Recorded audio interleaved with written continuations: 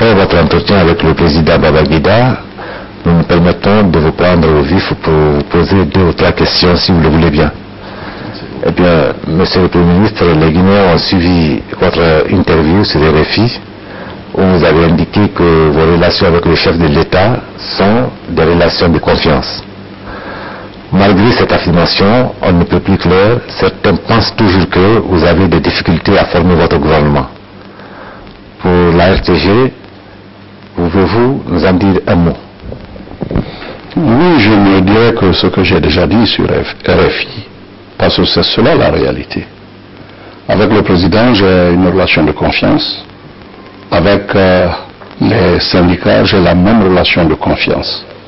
Et tout cela, c'est dans le creuset des accords qui ont été signés entre eux et le chef de l'État, à travers les institutions républicaines. Je le dis et je le répète, il n'y a aucun nuage, le président me donne les coups des franches. Ceux qui en doutent ont déjà vu la structure qui est sortie, et dans quelques jours, ils verront que le gouvernement sera composé, et bel et bien composé. Donc ce n'est pas la peine de trop spéculer là-dessus. Ce qu'il faut attendre, c'est la formation du gouvernement qui se fera dans les jours à venir. Allons avec sagesse, parce que nous sommes dans une situation où les esprits s'échauffent, où l'impatience, n'est-ce pas, se manifeste. Mais à mon avis, ce n'est pas tout cela, ce ne sont pas les émotions qui vont conduire au changement que nous espérons. Et je crois que j'ai suffisamment dit sur RFI, comme vous l'avez dit, et je le dis encore ici, il n'y a aucun problème, et en temps opportun, le peuple de Guinée connaîtra le gouvernement que je souhaite le plus proche de leur attente. Alors, Monsieur le Premier ministre, le président de l'UFDG, l'Union des forces démocratiques de Guinée, a déclaré à Abidjan qu'il a été envoyé comme émissaire pour expliquer vos difficultés au président Gbagbo concernant justement la formation du gouvernement. Cela a laissé plus d'un perplexe. Qu'en est-il exactement aujourd'hui? D'abord, je voudrais vous dire que j'entretiens avec le président Gbagbo des relations très étroites. Rappelez-vous qu'avant qu'on arrive à la dernière ligne de la désignation du Premier ministre, les mal intentionnés disaient que c'est le président Gbagbo qui est venu suggérer que je sois Premier ministre. Bon, s'ils le disent, ça veut dire qu'ils savent au moins que nos relations sont étroites. Un coup de téléphone, 2 coups de téléphone, 3 coups de téléphone, parfois on peut aller jusqu'à 4 coups de téléphone, et pas avec lui seulement, mais avec d'autres chefs d'État avec qui j'entretiens des relations absolument de confiance. Je n'ai pas besoin d'un intermédiaire pour dire quoi que ce soit au président Laurent Gbagbo.